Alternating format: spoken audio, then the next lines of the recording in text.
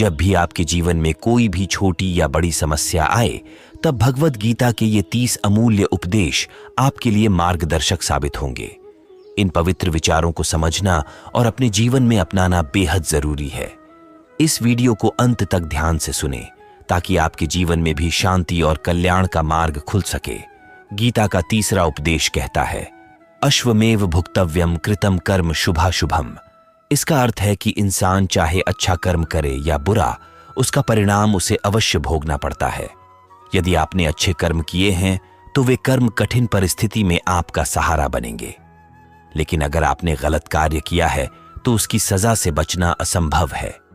भले ही इंसान कितनी भी चालाकी से कर्म करे, मगर उस परमात्मा की नजर से कुछ भी छिपा नहीं रहता।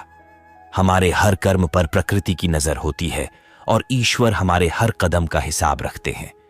जैसे एक बगिया में लगाए गए पौधे समय आने पर फल देते हैं, वैसे ही हमारे कर्म भी हमें एक न एक दिन परिणाम देकर ही छोड़ते हैं। इसलिए अच्छे कर्मों का बीज बोते रहना ही सच्चा धर्म है। अब इसे एक छोटी सी कहानी के माध्यम से और विस्तार से समझते हैं। एक गांव में हरिहर और मोहन नाम के 2 बचपन के मित्र रहते थे। दोनों में बहुत गहरी दोस्ती थी, लेकिन किस्मत ने उन्हें अलग अलग हालात में डाल दिया। हरिहर मेहनत और ईमानदारी से खेती करता था, जबकि मोहन का मन व्यापार में था। एक दिन मोहन ने हरिहर को शहर चलकर व्यापार में किस्मत आजमाने का सुझाव दिया। दोनों ने मिलकर योजना बनाई और गांव छोड़कर शहर का रुख किया। शहर में जाकर दोनों ने मिलकर एक छोटा सा व्यापार शुरू किया और मेहनत रंग लाने लगी। दोनों ने खूब धन कमाया, लेकिन एक दिन मोहन के मन में लालच का बीज फूट पड़ा। उसने सोचा, अगर हरिहर को रास्ते से हटा दूं तो सारा धन मेरा हो जाएगा।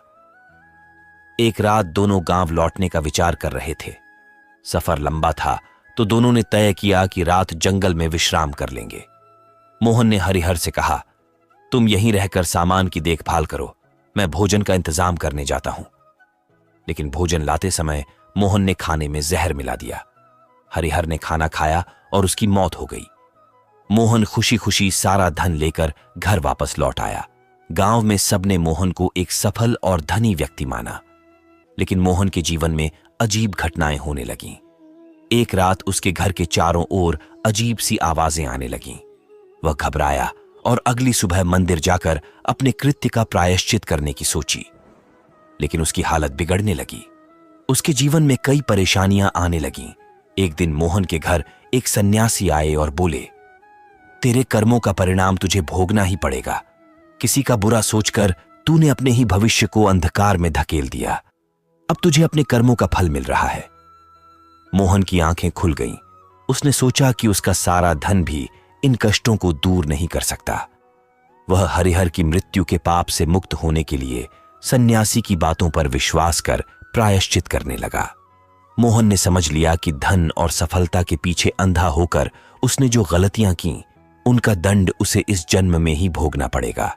गीता का उपदेश हमें यह सिखाता है कि चाहे कोई अपने आप को कितना भी चालाक और होशियार समझे, लेकिन अगर उसने गलत कर्म किया है तो उसे उसका फल किसी न किसी दिन अवश्य भोगना पड़ता है। कोई भी व्यक्ति अपने कर्मों से बच नहीं सकता, क्योंकि उसके कर्म ही उसके भविष्य को तय करते हैं। गीता का 29वां उपदेश भी यही कहता है कि हमारे सभी दुखों का असली कारण दूसरों को या किसी वस्तु को अपना मानना है। जरा सोचकर देखिए, आपके जीवन की अधिकतर तकलीफें, चिंताएं और दुख वहीं से उत्पन्न होते हैं जहां आप सोचते हैं कि यह मेरा है, यह मेरा अपना है। जब आप किसी से यह अपेक्षा रखते हैं कि वह आपका अपनेपन से आदर करे, तभी दुख की शुरुआत होती है। इसे एक छोटी सी कहानी के माध्यम से और अधिक समझते हैं, ताकि इस उपदेश का सार हम अपने जीवन में गहराई से उतार सकें। एक गांव में मोहन नाम का एक व्यक्ति रहता था।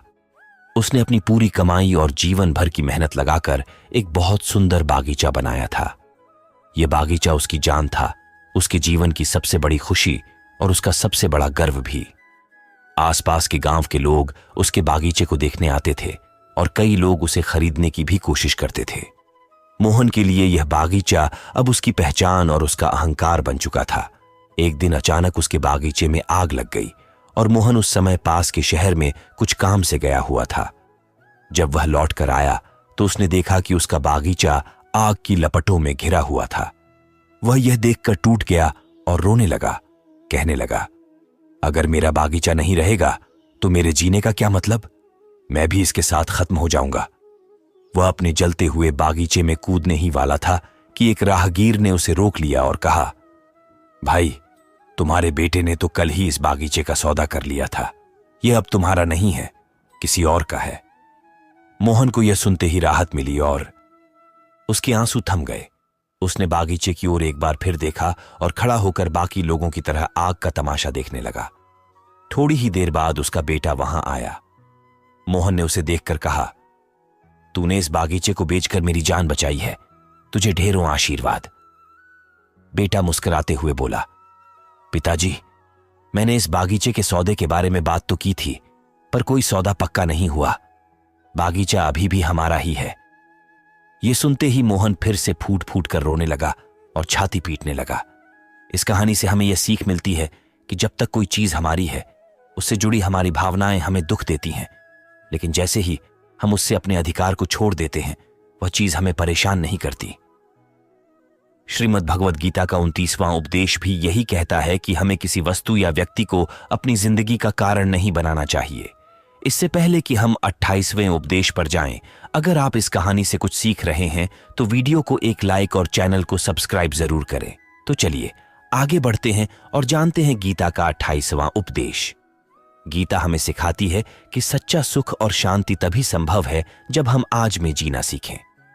जो लोग बीते हुए कल की उलझनों या आने वाले कल की चिंता में खोए रहते हैं, वे कभी भी जीवन का असली आनंद नहीं ले पाते। अगर हम खुशी चाहते हैं तो हमें अपने आज को पूरी तरह से जीना होगा। बीता हुआ कल और आने वाला कल सिर्फ हमारे मन की कल्पनाएं हैं। वास्तविकता में केवल वर्तमान ही हमारे पास है। अतीत और भविष्य की सोच में उलझना ऐसा ही है जैसे हम एक ऐसे दरवाजे को खटखटाएं जो कभी खुलता ही नहीं। इसलिए जीवन को सही मायने में जीने का मतलब है कि हम अपनी ऊर्जा और ध्यान आज के इस पल में लगाएं। गीता का 27वां उपदेश हमें बताता है कि अगर कोई आपके साथ अधर्म करता है या गलत व्यवहार करता है तो उसे उचित दंड देना जरूरी है। अगर हम चुप रहकर सहते हैं तो वह व्यक्ति और अधिक साहस से गलतियां करेगा। यह भी जानिए कि अगर हम गलत को बिना विरोध किए सहते हैं तो हम भी उस पाप में भागीदार बन जाते हैं। इसलिए जीवन में जहां सहनशीलता आवश्यक है, वहीं अन्याय के खिलाफ खड़ा होना भी उतना ही महत्वपूर्ण है।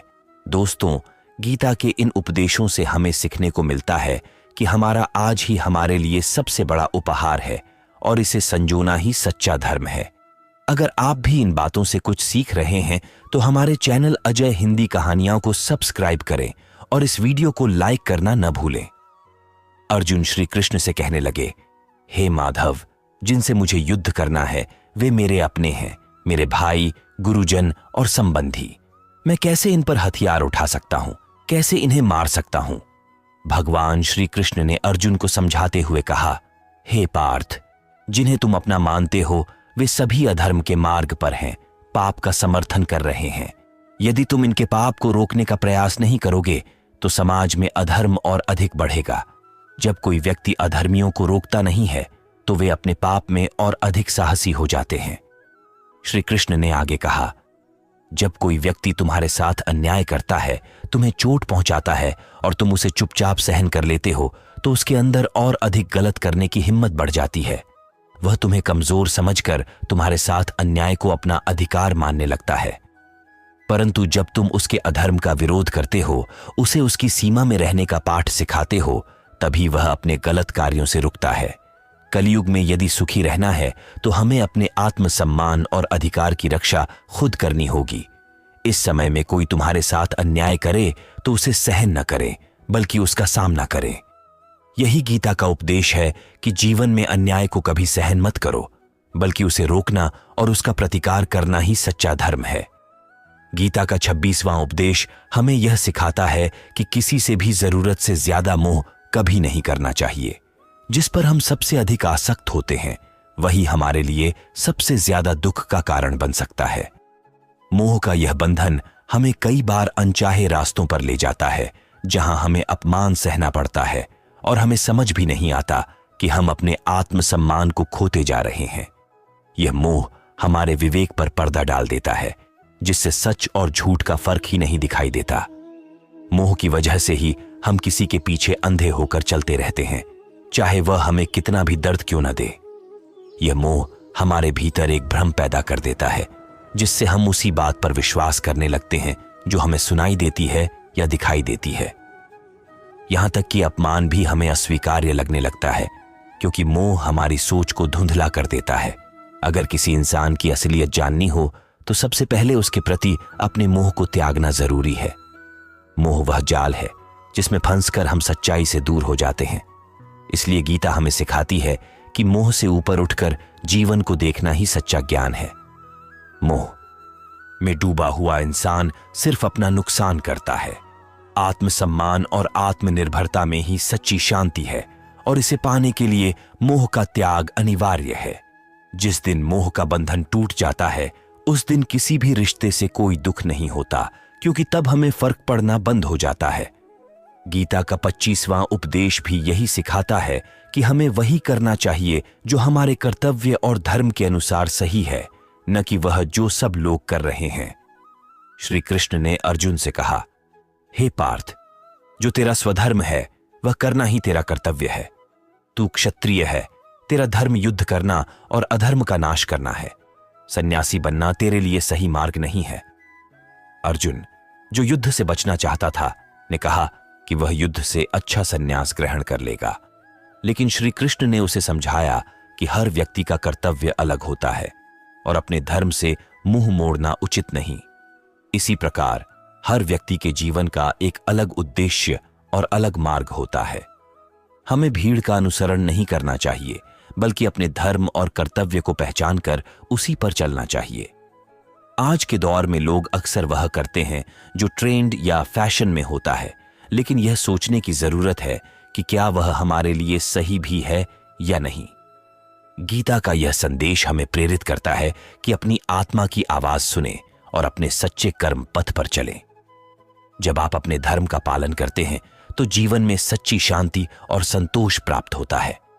याद रखें, दुनिया की भीड़ के पीछे चलने से हम सिर्फ अपनी असली पहचान खो बैठते हैं। इसलिए अपने कर्तव्यों को पहचानें और साहस के साथ अपने मार्ग पर बढ़ें। अगर आप वही करेंगे जो भीड़ कर रही है, तो आप भी उसी भीड़ में कहीं खो जाएंगे। लेकिन यदि आप वही करेंगे जो आपके अंदर की प्रतिभा के अनुकूल है, जो आपके लिए सही है, तो पूरी भीड़ में भी आप अलग और विशेष नजर आएंगे। गीता का 24वां उपदेश हमें यह सिखाता है कि जीवन में सबसे बड़े धोखे अपने ही लोग देते हैं, क्योंकि उन्हें आपकी कमजोरियों का गहरा ज्ञान होता है। बाहर का व्यक्ति आपको धोखा नहीं दे सकता, क्योंकि उसे आपके बारे में इतना कुछ मालूम नहीं होता कि आपकी कमजोरियों पर चोट कर सके। लेकिन जो आपके अपने हैं, जिन्हें आपने अपना माना है, वही आपको सबसे अधिक आहत कर सकते हैं। उनके पास आपके हर अच्छे और कमजोर पक्ष का ज्ञान होता है, इसीलिए वे जानते हैं कि आपको कैसे और कहां पर चोट पहुंचाई जा सकती है। यह कलयुग है, जहां हमें बाहरी लोगों से कम और अपने ही करीबी लोगों से अधिक सतर्क रहना चाहिए। अक्सर हमारे अपने ही लोग, जिन्हें हम सबसे अधिक विश्वास करते हैं, हमें धोखे में डालने की कोशिश करते हैं। इसीलिए गीता हमें सिखाती है कि सतर्क रहें, अपनी कमजोरियों को पहचानें और किसी पर आवश्यकता से अधिक भरोसा न करें। इस सीख का उद्देश्य हमें यह समझाना है कि जीवन में सतर्कता और विवेक से काम लें। अपने कार्यों और भावनाओं को दूसरों के हाथ में न छोड़ें, बल्कि अपने आत्मबल को मजबूत बनाएं, ताकि किसी भी स्थिति में आपकी शांति और आत्मसम्मान सुरक्षित रहे। महाभारत का युद्ध 2 अलग अलग राज्यों के बीच नहीं, बल्कि एक ही परिवार के भाइयों में हुआ था। पांडव और कौरव एक ही वंश के थे, एक ही खून के रिश्तेदार थे। कितनी ही बार दुर्योधन ने भीम को जहर देकर मारने की कोशिश की, कितनी बार उसने पांडवों के जीवन को खत्म करने के षड्यंत्र रचे। ये सारे षड्यंत्र बाहर के दुश्मनों ने नहीं, बल्कि उन्हीं के अपनों ने किए थे। असल में सारे बड़े झगड़े और संघर्ष अपने ही घर में होते हैं। बाहर के लोग हमें उतनी चोट नहीं पहुंचा सकते जितनी चोट हमारे अपने लोग दे सकते हैं, क्योंकि उन्हें हमारी कमजोरियां पता होती हैं। गीता का 23वां उपदेश भी यही कहता है कि जो इंसान अपनी रक्षा खुद नहीं कर सकता, उसकी रक्षा भगवान भी नहीं कर सकते। श्री कृष्ण अर्जुन से कहते हैं, तस्मात् सर्वेषु कालेषु माम नुस्मर युद्ध च, अर्थात हे अर्जुन, हर समय मेरा स्मरण करते हुए अपने युद्ध के कर्तव्य को निभाते रहो। अर्जुन ने इस पर पूछा कि यह युद्ध तो कुछ ही दिनों में समाप्त हो जाएगा, तो आप कह रहे हैं कि हमेशा युद्ध करते रहना, इसका क्या अर्थ है? श्री कृष्ण ने उत्तर दिया, यह जीवन ही एक रणभूमि है। इस जीवन में सुख दुख, अच्छे बुरे समय का आना जाना लगा रहेगा। तुझे हर परिस्थिति में, हर मोड़ पर संघर्ष करते हुए आगे बढ़ना होगा। युद्ध का अर्थ केवल बाहरी युद्ध नहीं, बल्कि अपने भीतर की कमजोरियों, लालच, मोह और तमाम नकारात्मक भावनाओं से भी है। भगवान श्री कृष्ण ने हमें यह सिखाया कि हर स्थिति में दृढ़ बने रहना ही सच्चा योद्धा होना है। जीवन में आने वाली चुनौतियों से डरना नहीं, बल्कि उनका सामना करना और उनसे लड़ते हुए आगे बढ़ना ही असली युद्ध है। श्री कृष्ण ने अर्जुन से यह नहीं कहा कि तू चुपचाप बैठ जा, मैं तेरी लड़ाई लड़ूंगा। गीता का ज्ञान बहुत गहरा है और हमारे जीवन की डोर भी भगवान के हाथों में है, लेकिन लड़ाई हमें खुद ही लड़नी होगी। श्री बनना ही जीवन की सबसे बड़ी विजय है, क्योंकि जो व्यक्ति अपने मन को साध लेता है वही जीवन में असल प्रगति कर सकता है। जो आपके लिए सही है वही करना चाहिए। गीता का 19वां उपदेश हमें सिखाता है कि जो आपका है वह आपको मिलकर ही रहेगा, और जो नहीं मिला है उसके लिए पछताना छोड़ दें। जब हम किसी चीज के लिए निरंतर दुखी होते हैं तो वह चीज हमसे और दूर होती चली जाती है। असल में जो वास्तव में हमारा है वह चाहे किसी भी परिस्थिति में हो, एक दिन हमारे पास अवश्य ही पहुंचता है। इसलिए अपने जीवन में उन चीजों के लिए पछताना छोड़ दें जो आपके भाग्य में नहीं थीं, क्योंकि यह दुख सिर्फ और सिर्फ आपका मन अशांत करता है। गीता का 18वां उपदेश भी गहरा संदेश देता है। इसमें कहा गया है कि संसार के प्रति जितना अधिक मोह और आसक्ति होगी, उतना ही जीवन में दुख और पीड़ा का अनुभव होगा। जब हम किसी चीज या किसी व्यक्ति के प्रति अत्यधिक प्रेम और आसक्ति रखते हैं तो हम उसी पर अपना संपूर्ण सुख और दुख निर्भर करने लगते हैं। यही मोह जीवन में सबसे अधिक कष्ट का कारण बनता है। भगवान श्री कृष्ण हमें यह सिखाते हैं कि संसार के प्रति मोह को कम करें, क्योंकि मोह के बंधन हमें मानसिक शांति से दूर कर देते हैं। असल सुख उस अवस्था में है जहां हमारा मन स्थिर और स्वतंत्र हो। इसलिए जो आपके भाग्य में है वह समय आने पर अवश्य मिलेगा, और संसार के प्रति जितना कम मोह होगा उतना ही आप सच्चे सुख का अनुभव कर सकेंगे। गीता का 17वां उपदेश हमें यह सिखाता है कि जिस व्यक्ति को हर छोटी बड़ी बात पर क्रोध आता है वह जीवन में कभी सच्चा सुख और शांति प्राप्त नहीं कर सकता। अत्यधिक क्रोधी व्यक्ति अपने सभी मित्रों और प्रियजनों से दूर हो जाता है, क्योंकि उसका व्यवहार उसके संबंधों को कमजोर कर देता है। ऐसा इंसान अपने ही भीतर जलता रहता है, तकलीफों और पीड़ा में डूबा रहता है।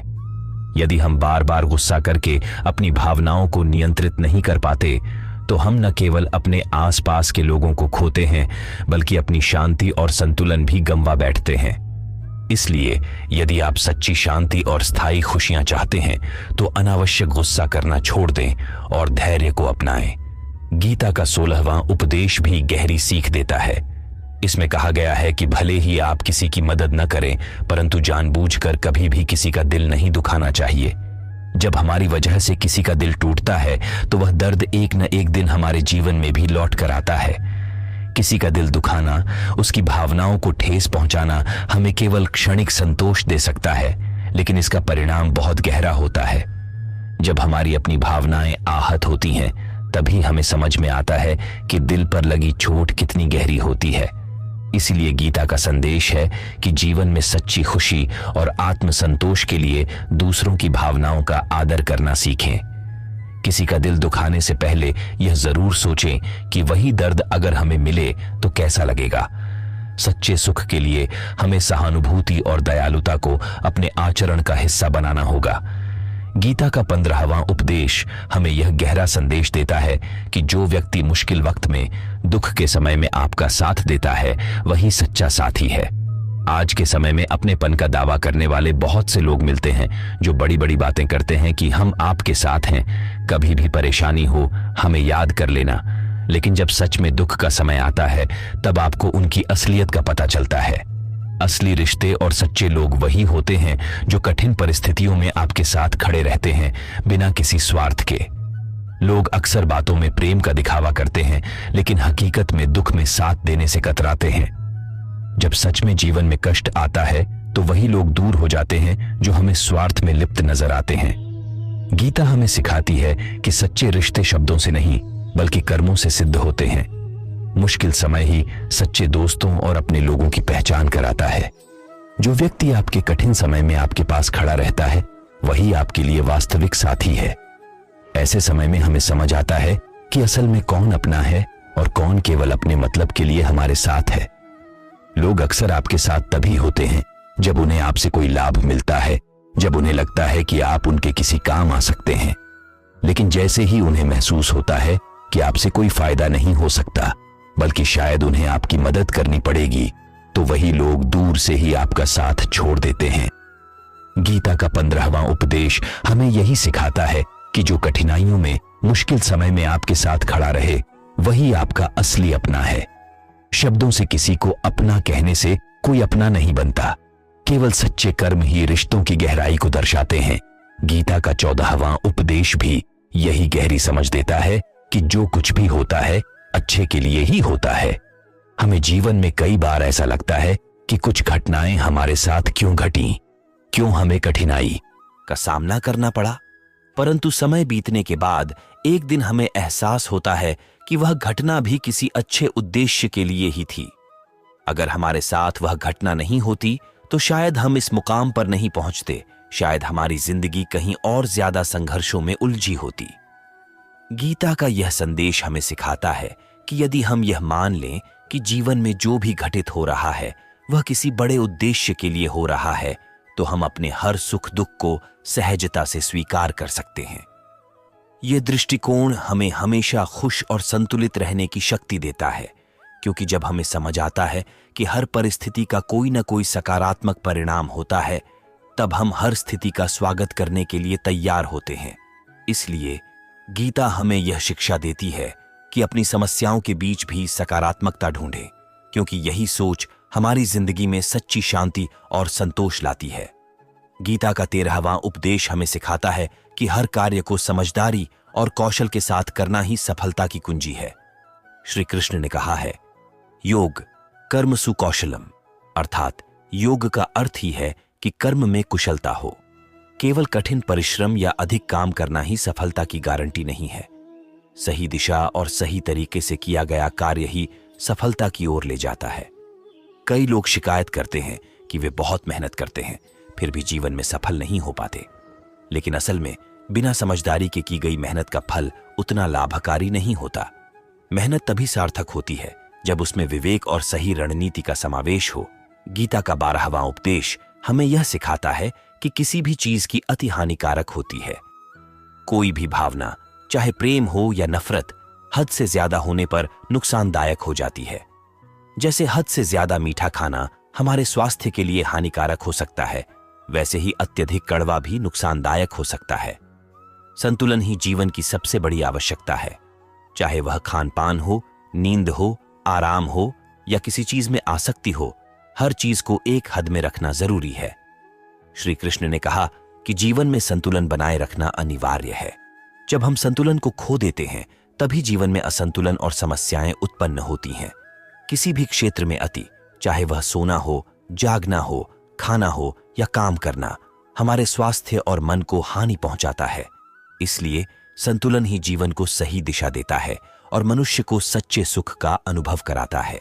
गीता का यह संदेश हमें यह सिखाता है कि संतुलित जीवन जीने की कला ही असल में हमें हर परिस्थिति में स्थिरता और सुख देती है। गीता का 11वां उपदेश हमें सिखाता है कि जिसे हम जरूरत से ज्यादा महत्व देते हैं, अक्सर वही हमें महत्व नहीं देते। हमारे जीवन में कई बार ऐसा होता है कि हम किसी व्यक्ति की इतनी ज्यादा इज्जत करते हैं, उसे इतनी अहमियत देते हैं कि उस व्यक्ति के मन में हमारी इज्जत कम होने लगती है। दूसरों का सम्मान करना एक अच्छी बात है, लेकिन किसी की जरूरत से ज्यादा इज्जत करना हमारी ही बेइज्जती का कारण बन सकता है। किसी को अपना सब कुछ समझना, ये कह देना कि तुम ही मेरे सब कुछ हो, आपके लिए हानिकारक हो सकता है। जैसे ही हम किसी को अपने जीवन का केंद्र बना लेते हैं, उस व्यक्ति की नजर में हम छोटे हो जाते हैं। गीता का यह उपदेश हमें यह सिखाता है कि दूसरों को इतना ही सम्मान दें जितना वे संभाल सकें, ताकि आपके आत्मसम्मान की भी रक्षा हो। किसी के लिए अपनी हदों को पार कर देना अक्सर हमारी ही कमजोरी बन जाता है। गीता का 10वां उपदेश हमें सत्य और ईश्वर के प्रति आस्था की ताकत को समझाता है। जिस व्यक्ति के साथ सत्य है और जिस पर ईश्वर की कृपा है, वह चाहे अकेला ही क्यों ना हो, लेकिन अंत में जीत उसी की होती है। दुनिया चाहे उसके खिलाफ क्यों ना हो, पर सत्य और ईश्वर की शक्ति से उसे कभी हार नहीं होती। इस उपदेश में श्री कृष्ण यह स्पष्ट करते हैं कि सच्चाई के मार्ग पर चलने वाले को भले ही अनेक कठिनाइयों का सामना करना पड़े, लेकिन आखिर में जीत उसी की होती है। सत्य ही वास्तविक शक्ति है और ईश्वर का साथ उन्हीं के साथ होता है जो सत्य और धर्म के पथ पर अडिग रहते हैं। इसलिए जीवन में हमें जरूरत से ज्यादा किसी को महत्व न देकर आत्मसम्मान और सत्य के मार्ग पर चलना चाहिए। यही असल में सच्चे सुख और सफलता का रास्ता है। श्रीमद् भगवद गीता में कुल 700 श्लोक और 18 अध्याय हैं, जो हमें जीवन के सबसे गहरे और महत्वपूर्ण सबक सिखाते हैं। गीता का आखिरी श्लोक कहता है, यत्र योगेश्वरः कृष्णः यत्र पार्थो धनुर्धरः तत्र श्रीर्विजयो भूतिर्ध्रुवा नीतिर्मतिर्मम। इस श्लोक में संजय धृतराष्ट्र से कहते हैं कि जहां भगवान श्री कृष्ण जैसे योगेश्वर हैं और अर्जुन जैसे वीर धनुर्धर हैं, वहीं विजय, समृद्धि, नीति और सच्चा ज्ञान होता है। धृतराष्ट्र को यह विश्वास था कि भीष्म पितामह, गुरु द्रोणाचार्य और कर्ण जैसे महायोद्धा उनके पक्ष में हैं, तो उनकी जीत निश्चित है। लेकिन संजय ने उन्हें समझाया कि सत्य और धर्म का साथ देने वाले को कोई हरा नहीं सकता। चाहे कितनी भी शक्ति क्यों न हो, अगर सत्य और ईश्वर का आशीर्वाद किसी के साथ है तो अंत में जीत उसी की होती है। गीता हमें यह सिखाती है कि ईश्वर का सच्चा साथ हमेशा सत्य और धर्म के मार्ग पर चलने वालों के पास होता है। गीता का 9वां उपदेश यह है कि किसी पर भी आंखें बंद करके भरोसा नहीं करना चाहिए। महाभारत की कथा में दुर्योधन ने कई बार पांडवों को मारने के षड्यंत्र रचे। कभी उन्हें आग में जलाने की कोशिश की तो कभी और साजिशें रचीं। पांडवों ने दुर्योधन को अपना भाई माना, उस पर भरोसा किया, लेकिन वही भाई उनके विनाश का कारण बनना चाहता था। इस उपदेश का सार यह है कि किसी पर भरोसा करते समय अपनी आंखें खुली रखें। आंखें बंद करके किसी पर विश्वास न करें, क्योंकि सच्चे संबंध वही हैं जहां नीयत में शुद्धता और सच्चाई हो। इसलिए भरोसा करने से पहले परखना जरूरी है, क्योंकि अंधा विश्वास कभी कभी घातक हो सकता है। श्रीमद् भगवद गीता हमें जीवन की वास्तविकता को समझने और सही मार्ग पर जीने की प्रेरणा देती है, जहां ईश्वर का साथ, सत्य और सच्चे विचार ही हमारी सबसे बड़ी ताकत है। गीता का 8वां उपदेश यह सिखाता है कि जीवन में अनावश्यक लड़ाई झगड़े से बचना चाहिए, लेकिन जब सवाल आपके चरित्र, सम्मान और अधिकार का हो तो पीछे नहीं हटना चाहिए। अर्जुन भी महाभारत का युद्ध करना नहीं चाहते थे, क्योंकि उनके सामने उनके अपने खड़े थे। लेकिन श्री कृष्ण ने उन्हें समझाया कि यह युद्ध उनके सम्मान और न्याय के लिए है, उस अधर्म के खिलाफ है जो द्रौपदी के साथ हुआ था। कौरवों ने भरी सभा में द्रौपदी का अपमान किया, उसे नग्न करने की कोशिश की। यह एक बड़ा अधर्म था, जिसे सहन करना किसी भी सच्चे योद्धा के लिए उचित नहीं था। इसलिए श्री कृष्ण ने अर्जुन को प्रेरित किया कि जब बात आपके चरित्र और सम्मान की हो, तो चाहे सामने अपने ही क्यों न हो, उसके खिलाफ खड़ा होना ही धर्म है। गीता का 7वां उपदेश यह है कि चाहे जीवन में कितना भी कठिन समय क्यों न आए, जो व्यक्ति कभी हिम्मत नहीं छोड़ता, वह एक दिन सब कुछ प्राप्त कर सकता है। मुश्किलें जीवन का हिस्सा हैं, लेकिन उनसे घबराना या हिम्मत हारना सच्चे योद्धा की पहचान नहीं होती। जो व्यक्ति कठिनाइयों का सामना दृढ़ता से करता है, अपने आत्मबल को टूटने नहीं देता, वही सच्ची सफलता को प्राप्त करता है। गीता हमें यह समझाती है कि जीवन में सम्मान और सच्चाई का स्थान सबसे ऊपर है, और जो व्यक्ति इन गुणों पर अडिग रहता है, उसकी विजय निश्चित होती है। कठिनाइयों के बीच डटकर खड़ा होना और सम्मान के लिए संघर्ष करना ही असली धर्म है। जब पांडवों ने जुए में अपना सब कुछ खो दिया, तब उन्हें 12 वर्षों का वनवास और 1 वर्ष का अज्ञातवास भुगतना पड़ा। उन्होंने जंगलों में भटकते हुए जानवरों के बीच कठिनाई से जीवन यापन किया और भिक्षा मांगकर अपना पेट पाला। इतने कठिन और दर्दनाक समय से गुजरते हुए भी पांडवों ने कभी अपनी हिम्मत नहीं छोड़ी। उनके साहस और धैर्य का ही परिणाम था कि अंततः विजय उन्हीं की हुई। गीता हमें सिखाती है कि चाहे जीवन में कितनी भी कठिनाइयां क्यों ना आए, अगर आपके भीतर हिम्मत है और आप अपने लक्ष्य पर अडिग रहते हैं तो जीत निश्चित है। गीता का छठा उपदेश हमें यह सिखाता है कि कभी किसी और की चीज पर अपना अधिकार नहीं जताना चाहिए।